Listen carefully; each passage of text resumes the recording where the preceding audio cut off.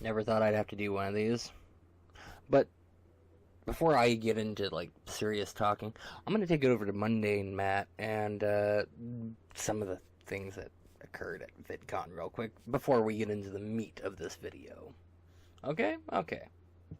So, Anita Sarkeesian is clearly the person of the hour. People have been talking about her nonstop since yesterday, when she, in fact, twice called out Sargon of Akkad, and once called him a garbage human. If you Google my name on YouTube, you get shitheads like this dude who are making these dumbass videos that just say the same shit over and over again. It's like, I hate to give you attention because you're a garbage human. Which was mild in comparison to some of the things she could have said otherwise, but still, not something you do when you're on a panel of experts, being a subject matter expert, talking about cyberbullying.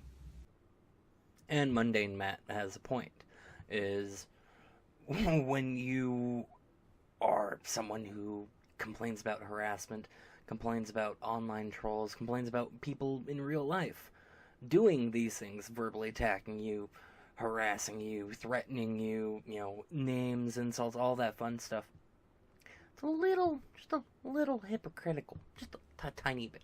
But the fun doesn't stop there. It just doesn't stop. The next day of that clip, she was on a panel with Boogie2988 talking about harassment online and cyberbullying. Let's take a look at that real quick, okay?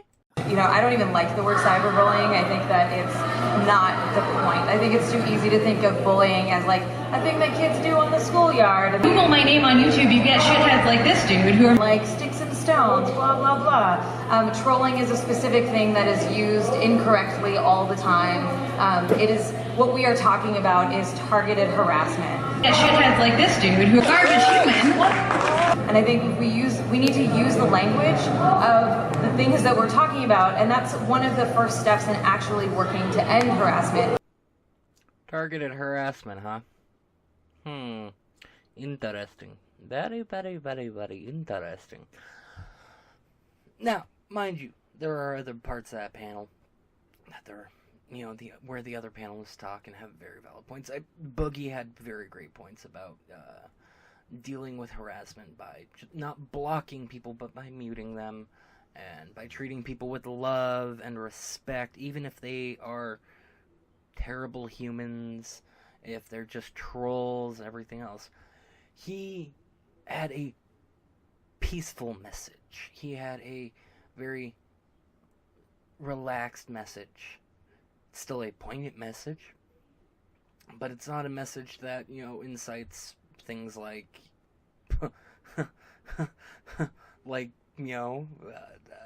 harassment and attacking people. Come on. And I think, going back to the original question, you gotta be super privileged to ever be like, well, there's no harassment online, either because you've never experienced it, or you're choosing to ignore it, and you're in spaces where you're not seeing that happen. I'm gonna stop it right there. Because all I have to do is pull up, image from the latest episode of Feminist Frequency, which is here on the screen. That, well, look, comments are blocked and disabled, and likes seem to be disabled for tracking and everything else. So I'm really curious, if you can not have to pay attention to everything being said and everything about a dialogue and whatnot, that's a hell of a privilege there. Just a hell of a privilege. I've been following Anita Sarkeesian for 5 years. This is the very first time in 5 years of being at these events, at any event, where she has actually fielded public questions without there being a pre-moderation system in place. This was the first time in her career where people who didn't agree with her echo chamber actually challenged her narrative. This is actually a watershed moment for any kind of discourse. And actually, as soon as she pointed out Carl, I thought for sure, she's seen Sargon, so she's going to leave. And she didn't. She actually stayed the distance. I give her credit for that one. I give her credit for that, absolutely. But at the same time, it's like there's no discussion, there's no dialogue. To quote Brett Weinstein, there's not even a dialectic. It is simply just a shutdown conversation that will never have an end because they are absolutely against and dealing with criticism and they view it all as harassment. Yeah, no, they claim that they're being persecuted. She's not. She's protected. She protects herself from criticism. Everything is censored. Everything is blocked. There is no discussion. And as soon as someone asks a reasonable question, you know, she freaks out and says, can we get the next question, please? And they don't see this, but there we go. No, they see it now. While you're, you know, abusing and harassing people in real life. Actually, and as I was making this video, she doubled down. She fucking doubled down with a very beautiful thing. And I'm just blown away by it. I'm utterly blown away. And it's not like being blown away in a hurricane, unless you consider it a hurricane of stupid. And I had to make sure I pulled this up. Is just posted today, written by Anita Sarkeesian, on VidCon Harassment and Garbage Humans. So, she has taken her in real life harassment online with a picture, with a beautiful, beautiful picture of Sargon of Akkad. And I will have it like so you can read it here, and the first time I'm ever going to do this, I'm going to link to Feminist Frequency so you can read the goddamn blog. But to kick off, and it reads, is to kick off the Women Online panel at VidCon last Thursday, the moderator posed the question, why do we still have to talk about the harassment of women? And I replied, because I think one of my biggest harassers is sitting in the front row.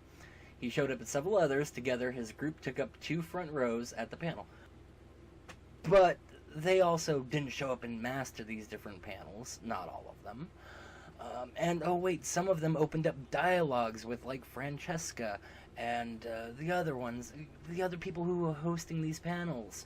They opened up a dialogue with them. You can find the videos here on YouTube. Hell, I will probably link them down below so you can find them all. And their president was plainly not, as one of them said in an apology video he posted to Twitter, to give us the chance we never gave them and to hear us out, but was instead to intimidate me and put me on edge. I'm just going to cut to the clip. We know that Anita did this panel yesterday, so we decided we were going to show up.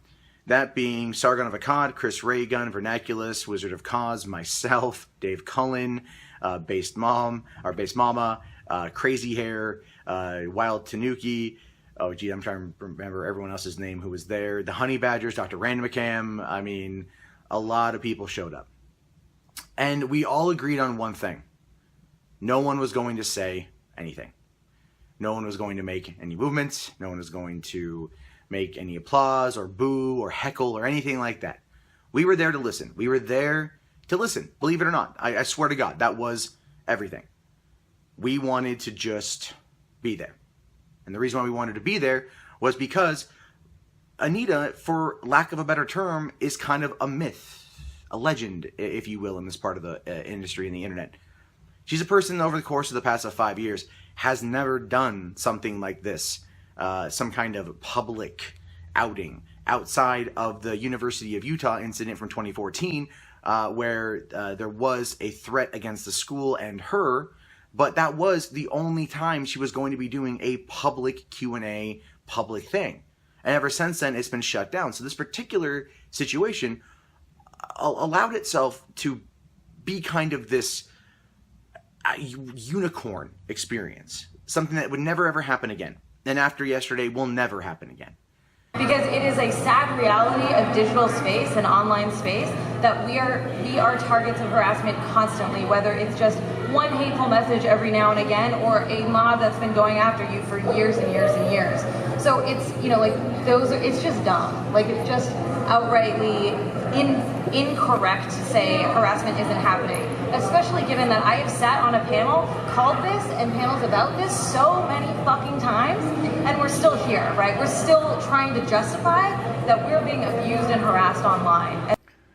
So I'm left kind of wondering here real quick, just with those 2 clips from Mundane Matt and from the CyberBully panel, She says she's done a bunch of these panels and has done that exact panel, and it continues to be an issue, and she obviously is talking about the quote-unquote shitlords when she's saying groups of people and things like that. So she's still riled up from the previous day. And he sits there and says that she hasn't done these kind of things. Now, I'm guessing the context of that is she hasn't done a public event where there was no moderation. It was an open forum to actually discuss it. Which, as you know, previously, as Mundane Matt and Computing said, that, you know, it seems to be the case. So, okay, there hasn't been a public forum where she would, you know, talk unmoderated. Okay. That's not how you open up a conversation or a... that's not how you open up a conversation in general. That's just not how you do it. You open up a conversation where you sit there and go, questions. You know, we'll take some unmoderated questions within taste, within decency. Meaning, you know, do you like big No. It's like, that kind of question wouldn't be okay. But an open question like, do you actually believe what you're saying? That's, you know, and that is a reasonable question, as has been noted. That is a reasonable question. So it makes me just wonder, what the ever-loving shit? It makes me wonder madly. And actually doing a check real quick is, she hasn't seemed to have done any sort of convention or public event since 2014. So in 3 years. She's appeared on, you know, like Daily Show and Nightline and things like that, but she hasn't appeared in public in years. Now, there's booking fees for her, so you can pay to have her show up. Okay, but I can't seem to find a record that validates her appearing at these panels in years and doing that exact panel in years. Now, that's not to say they don't exist. I just can't seem to find them. So I'm more leaning towards, and this is fucking weird to say, but out of like the most rational of them so far, Mundane Matt seems to be the most rational with his points and counterpoints. And I can't seem to find, you know, where she's appeared in public spaces and doing public panels, doing events in years. She's been sequestered away in her happy little hole. So, you know, what the hell? What the hell? I will just add, not to take up too much space, but I will just add that I think a lot of times, you know, like I'll take some, I think that harassment is much broader than you defined it.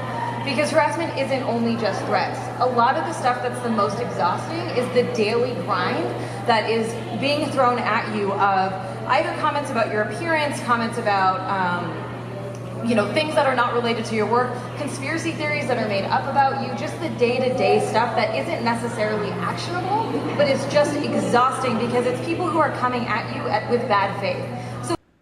So what Boogie was talking about in kind of a preface to this clip is he was talking about cyberbullying and dealing with the situation with, you know, respect and love and nurturing community, and how to deal with cyberbullying, you know, more muting it, not blocking it, and the forms of, you know, bullying that it comes in.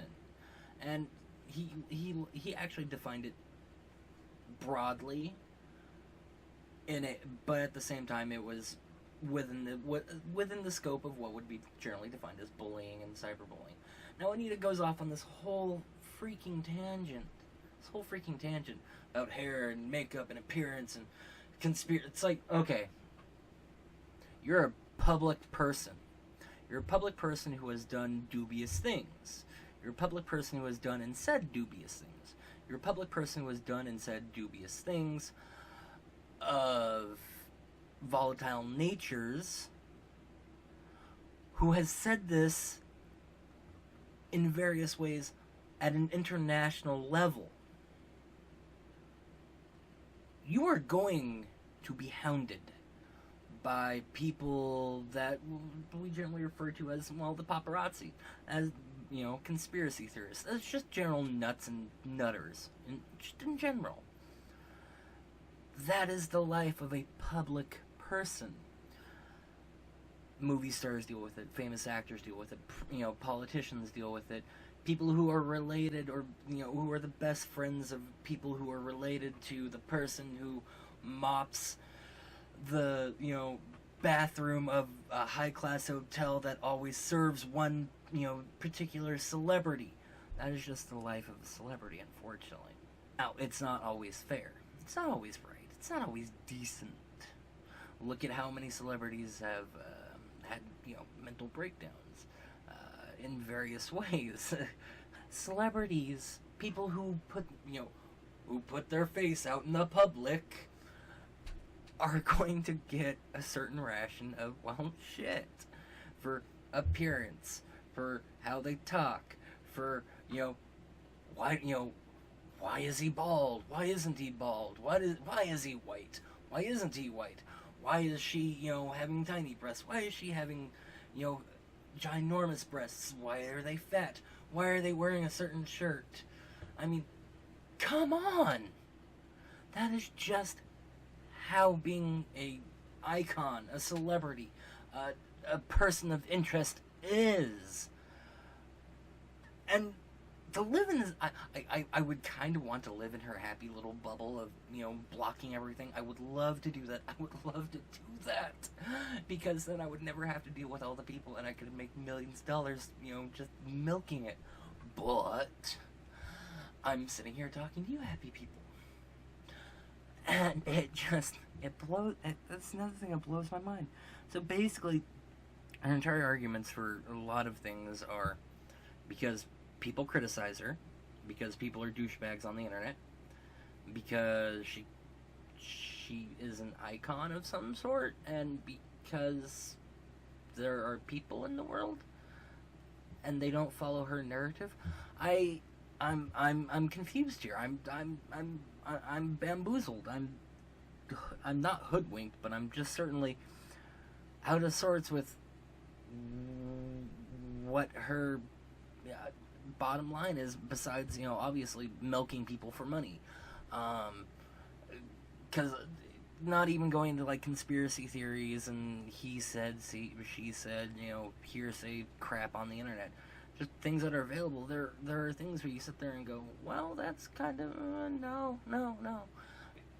She has built her entire career around trying to play the feminist line, trying to improve, you know, the line for, you know, gay people, for trans people, for black people, for, you know, white people, for women, but never for men. Always never for men. Because men are the part of the patriarchy. Men are part of the, you know, problem. If you go back and look at the panel that about cyberbullying is nothing but women and one large fat guy. If you look at the panel that she did the day before, Women on the Internet, where she verbally attacked a person. Nothing but women on the panel, but that's okay. Then you look at the demographics of the women on that panel. One was a lesbian, who was white, and one was black. Where's the racial, inclusion there? Where is, the Spanish woman? Where's the French woman? Where's the woman from Somalia? Where's the woman from China? Where are all these other people? Oh wait, if they couldn't afford the ticket to, go to VidCon, or if they didn't want to go to VidCon, well, they weren't included. Or if they didn't follow her narrative, much like how Lacey Green is not following the narrative of Anita Sarkeesian. Actually, Lacey Green is dating one of the quote-unquote shitlords. So, someone's fallen out of favor with the queen of feminism, even if it's the fringe. So, so her rationale for attacking someone is because they disagree with him. Her rationale for victimizing women is because she wants women to be always the victim while oppressing men. I literally can't. I literally just fucking can't. The other thing is, I feel like too often folks come to these panels or see this stuff happening and then you walk away and that's it. Like, cool, this is an issue, we may have heard some smart things being said, and then you don't know what to do after this. And I think it's really important that you leave feeling empowered and you leave riled up and angry and pissed. Like, what are we going to do about this together? Why is this still a thing that's happening? And why is it our job to solve this problem, right? So what do you do in your communities? How do you have these conversations in your communities? How do you monitor? How do you moderate your communities? And also, how... We know damn well how she moderates and controls her communities and opens up these dialogues. She blocks it all! Come on! Really? How do you open... You wouldn't know how to open up a dialogue if it had instructions and a goddamn arrow. Like, being an ally, whatever the... Like, if you are a white person, you should be talking to other white people about white supremacy and your privilege. If you are a man, you should be talking to other men about it. If you are cis, you should be talking about trans issues. You should be educating the folks in your privilege category so that we don't have to do... A white person talking to another a white person about white supremacy. Okay. Cis person talking to a trans person.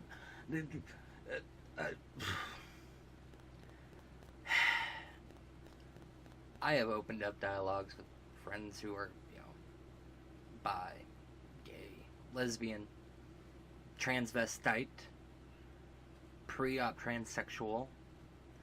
I've opened up dialogues with other white people about white supremacy. I've opened up dialogues with black people about the problem of white supremacy.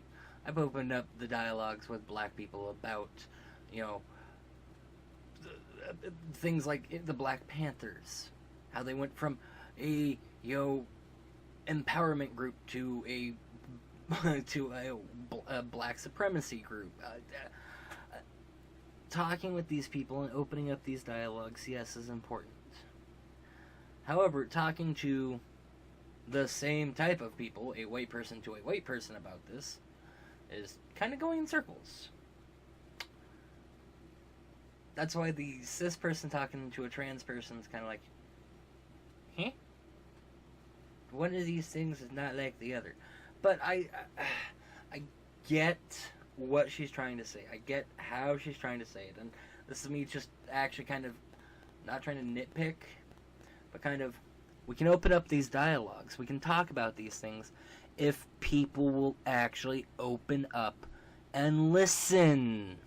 If they will actually listen and hear the dialogue, if they will hear the conversation, if they want to hear the conversation, if they even might have a modicum of interest in listening to it, instead of blocking everything and accusing it as being harassment or white supremacy or racism or any other bullshit shenanigans that occurs because of people like Anita Sarkeesian. You can only open up a dialogue if someone wants to talk about it, if they actually want to create a dialogue, a conversation. You can't force people that don't want to listen. All you are doing is trying to teach a pig to read, in essence, as the old adage goes. And all you're going to do is piss off the proverbial pig and ruin a good book and waste everybody's time. When someone doesn't want to have a dialogue, when someone is being blatantly obtuse, when someone is being Anita Sarkeesian, you can't open a dialogue. All you can do is look at other people who are listening to them, and if they are open to a dialogue, and go, okay, you've heard their side, here's the other side. And that's the only thing you really can do when you are faced with people who blame the patriarchy, who blame everything but themselves as a possible root of the problem. As a side note, I do want to appreciate the security guy in this footage, because that dude is straight up tired, and I think he's tired. He may be just mentally fatigued from having to listen to that prattle for over an hour.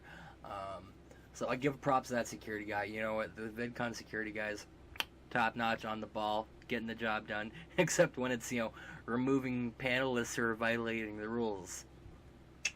That work, or whatever intersections, right? And I think that that's a really important piece of this about how to be a good ally. What does that mean? How do you support this community? And how do we start building a space online where we just get to do the cool shit that we want to do not be attacked because of the way we look or because of who we are, as opposed to just like, we're all making cool stuff and we can have interesting conversations around that. That isn't to say we can't disagree and we can't critique each other, but like, harassment needs to end, and we need to allow space for more voices to come in that are being silenced and shut down. Voices shut down. Open at the eye. Yeah. I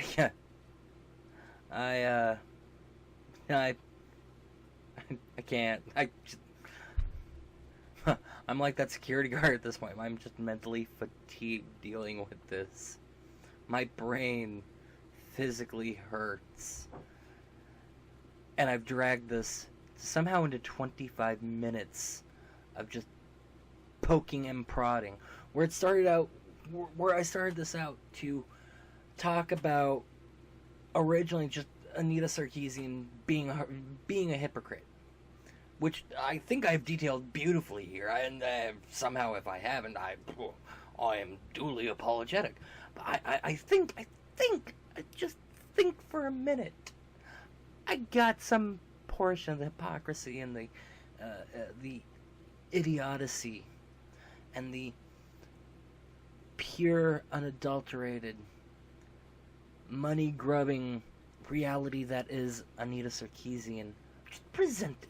Stretched out over 25 minutes. So I think because my brain just can't do it. My brain is just going, you have subjected yourself to 12 hours of editing and everything else, and you can't do it anymore, man. You just can't do it.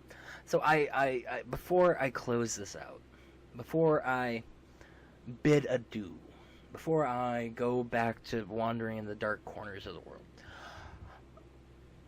I've touched on this, and I briefed on this, and bits and pieces here and there, is if you can't see Anita Sarkeesian for who she is at this point, with what she did and what she is plainly saying, how she is reacting and how she is trying to double down and cover her butt when she damaged her brand, when she damaged her image and her name, by being the real person that a lot of us suspected her to be.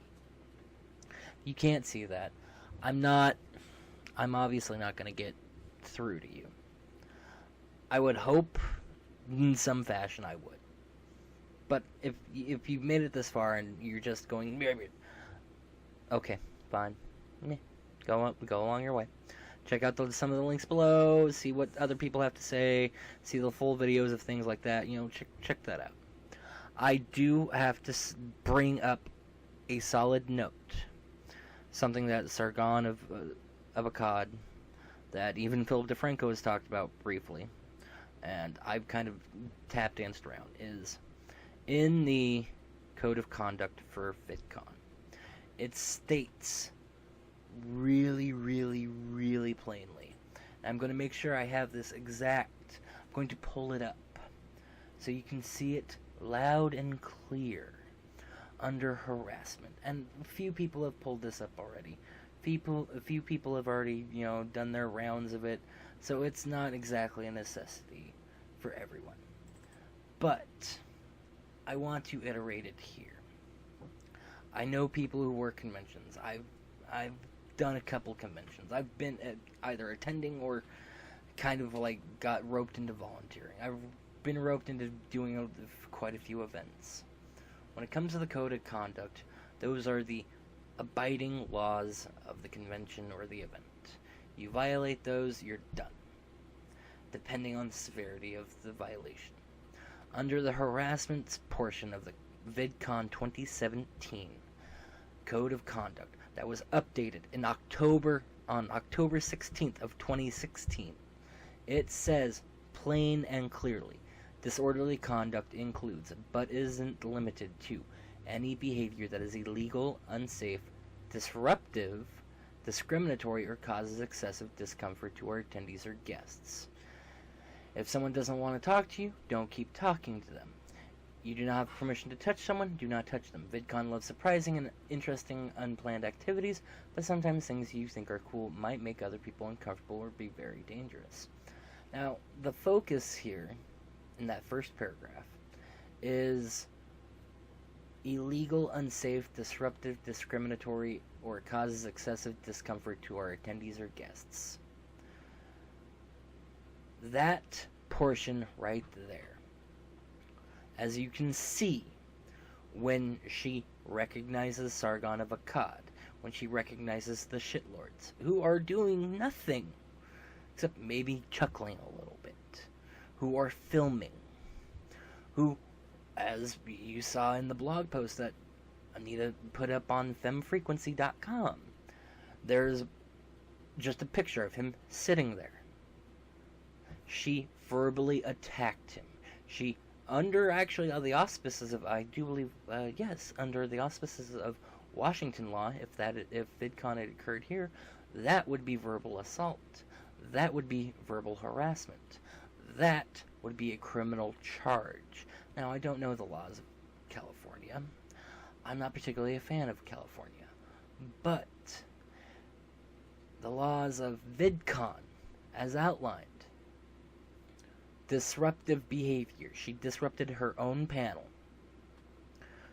continuously and excessively to verbally harass a paying attendee for doing nothing but sitting there because of a personal disagreement she has with him, because he criticized her.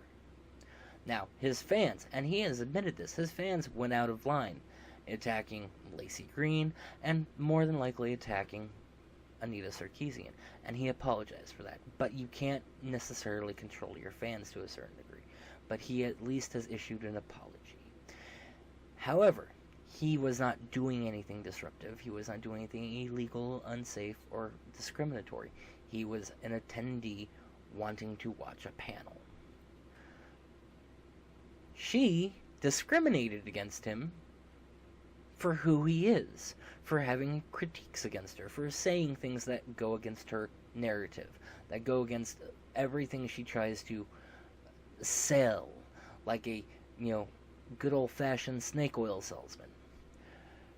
She caused extreme discomfort to guests and attendees in the panel involving cyberbullying and the panel of women on the internet. The other panelists, if they weren't in line with her, seemed to be very uncomfortable and in a bit of distress by how she kept dragging everything to her narrative and about her and about the quote-unquote shitlords or garbage people, as she calls them, and everything else.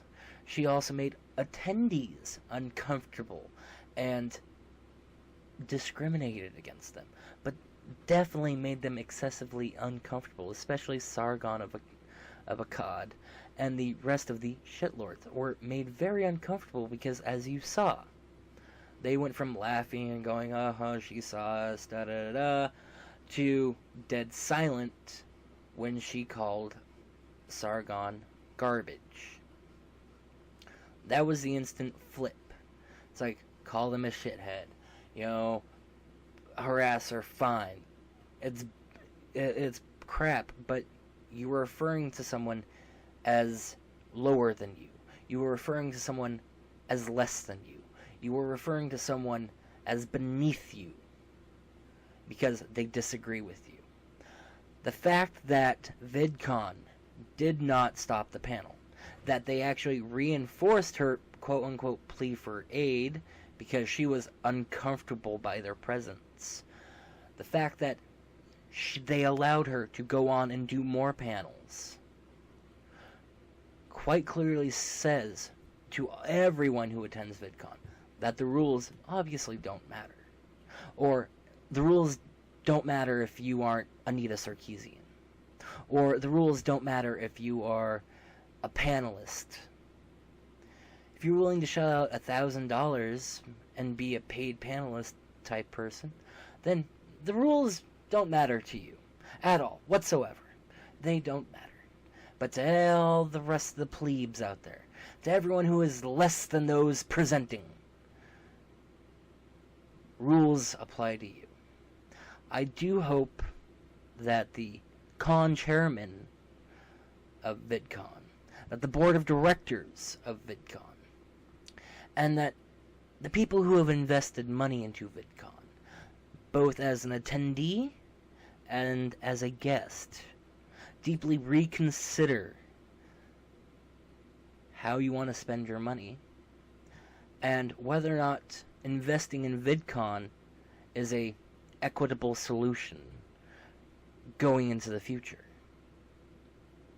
Because obviously they won't enforce their own rules equally and fairly across the board.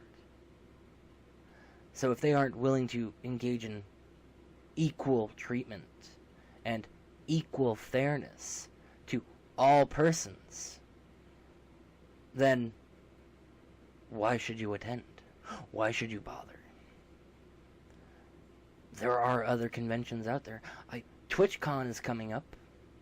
There's things like PAX. Hell, if I wasn't, persona non grata, you could always sit there and say attend the furry convention like Anthrocon in Pittsburgh this coming weekend. There are other events and other conventions to attend, to network, to meet up, to greet people, besides VidCon. So it's something to consider. Something to consider that we have seen the real Anita Sarkeesian. Something to consider that the rules of VidCon obviously don't apply to everyone equally and fairly. That if you are the 1% of VidCon, the rules don't matter to you. So, there is all of that. Anyways, if you made it this far, and if you have, I'm amazed and just full of gratitude and complete brain dead right now. That said, I hope everyone had a good week, had a good weekend, had a good Monday, and I hope everyone has a good rest of the week. If at any point you liked this video or liked anything I've said, and you haven't liked and subscribed, hit the like, hit the subscribe button. It does me wonders, I guess, somehow. And you can follow me around the internet. That's buried down below all of the links I'm sharing of all the videos and everything else. I've been sorting through the whole Anita Sarkeesian's and VidCon and Sargon and everything else that's gone on. So follow me, around the internet, Twitter, Facebook,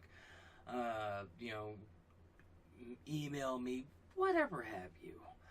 And honestly, I hope everyone has a good day. I hope everyone has a good tomorrow and a good rest of the week. And I will talk to you later.